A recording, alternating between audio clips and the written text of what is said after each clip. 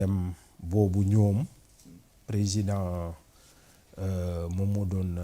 chef de la compagnie judiciaire 1991 c'était Assane Bassirou Diouf mais ñooñu sooy xool seen position c'était position ñun yi ñuy am nii ku lire discours Assane Bassirou Diouf ci rentrée cours et tribunaux 1991 ak 1992 da nga gis ni il a eu une position mais tellement critique vis-à-vis de l'exécutif, vis-à-vis du président de la République, vis-à-vis de la séparation des pouvoirs, vis-à-vis des moyens yu ñu jox justice et daf ko endossé parce que il agissait à double niveau. Non seulement le chef de la compagnie judiciaire bi mu nekk de par la nomination bi mu am au niveau du conseil suprême mais magistrat yëpp wóolu ko ne ko ñun suñu organisation professionnelle yaa ñu ko jiite donc mu doon position boo xamante ni c'était une position courageuse man mii di wax ak yéen il y a 16 ans 17 ans ci gannaaw nekkoon naa membre du bureau de l'UMS. J'ai été entre 2009 et 2011 secrétaire général adjoint de l'Union des magistrats sénégalais mais Union des magistrats sénégalais dafa doon instance boo xamante ni de revendication la woon et puis pas des revendications corporatistes lépp luy laal ci indépendance justice dañ ci doon taxaw di ci wax lépp lu amoon trait ci ni justice di doxee ba mu gën a taxaw ba mu gën a am doole ba mu gën a mën a vraiment di mën a défendre l'indépendance bi nga xamante ni dafay tax ni justice mën a jouer son rôle constitutionnel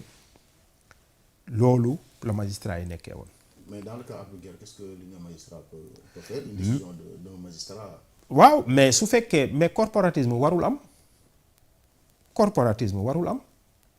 il ne doit pas y avoir de corporatisme parce que c'est une forfaiture mooy mais ñun parce que lii su continuer mais c'est la confiance lay dindi xam nga nit ñi war nañu ci seen maandu lépp luy jéggi yoon parce que un magistrat ne doit pas de cette manière violer de cette manière de manière aussi grave aussi délibérée la loi maa tey la dama ko def maa tey parce que maa am doole yoon wax na ni lii laa war a def damay tegg yoon fee laa koy teg man ma def lu ma neex. lu muy gêné peut-être le gars il attaque seen collègue magistrat xëy na di ko wax ay wax yoo xam ne jàpp nañu ne waruñu ko wax ci penc bi day tax ñu yàpp procureur te kilifa la ñu def benn comme ni mu def nii genre correction lañ ko mën a sax kii lañ ko mën a xoolee genre correction boo xam ne peut-être doonte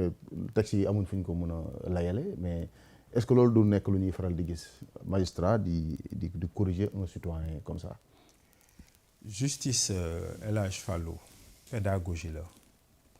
du vengeance du émotion def nga dara sama collègue wax nga dara sama collègue lu ko neexul mais li may waxoon sànq la rek mais rien n'est sacré sa collègue bi est-ce que décision yi ñu jël yi ñu leen critiquer est-ce que décision boobu est-ce que tegu na ci yoon est-ce que citoyens yi amuñu ñoom tamit droit critiquer et dans le cadre vraiment de la mesure de manière mesurée et yaakaaruma man dama dellu ci li Abdou Nguer wax naa ko léegi mënoon na ne sax gëmuma li procureur wax du outrage et puis am na dara lu xaw a doy waar mooy nga nekk juge et partie loolu dafa gênant moom mooy yow ñu wax la tu es concerné ba pare ngay sanctionner nit ki là tu es juge et partie loolu rafetul loolu bokkul ci délicatesse ci valeuru magistrat mooy délicatesse nit ki da nga koy jaay doole dafay mel ni yow da nga koy jaay doole yow da nga ko wane ni yow doole bi ñu la jox parce que magistrat yi doole bi ñu am keneen amu ko magistrat doole bi mu am président de la république sax amu ko magistrat day jël décision ci liberté nit ñi ci alal nit ñi day jël décision ci relation nit ñi seen relation même familiale jël sa doom placé ko par force fenn jël nga nekk ci sëy magistrat bi tas ko ci lu ne la mën a jël décision kooku doole bi mu am c'est quasiment divin maintenant kooku nag lu tax nag doole boobu lan moo koy atténuer pour que bu mu abuser ci pouvoir boobu dañoo ne yow loi la légalité lépp li ngay def da nga ko war a teg ci yoon da nga ko war a teg ci droit soo ko deful tamit forfaiture lay nekk yow mii da ngay def délit yaakaar naa ni normalement avocat wu kii war nañ dem jusqu'au bout pour porter plainte pour forfaiture parce que lii c'est un précédent comme ni ma ko waxee très dangereux c'est un précédent dangereux il faut que ñu dellu ci mbir mi bu ñu xool li ñu considérer nit que waaw telle personne daf leen sonal ak yooyu mais la justice aussi n'est pas là pour arbitrer le jeu politique nekkuñu fi pour toog xool mais li Massamba wax li Mademba wax surtout que su fekkee ñoom dañuy arbitrer le jeu politique bëgg ko pacifier mais yaakaar naa ni am na ñoom ku nekk ci ñoom ñu jàppoon ko ba premier ministre demoon seeti ji ko kaso fan yii neewuñu ni que ñu ngi koy topp ñu ngi koy rechercher mu def vidéo ne baalu naa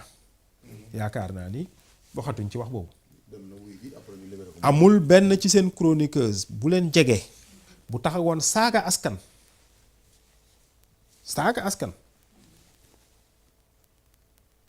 bi procureur agirul membre askan boobu def plainte ñu dem garde à vue sax amu ko ñu bàyyi ko mu dem mu ngi ci plateau yi di waxaat loolu moom mooy justice loolu day tax nit ñi gën a amaat confiance ne que procureur jengul mu ngi toogee njaaxaanaay parce que su fekkoon équilibre dëgg la kooku ñu jàppoon ba premier ministre seeti ko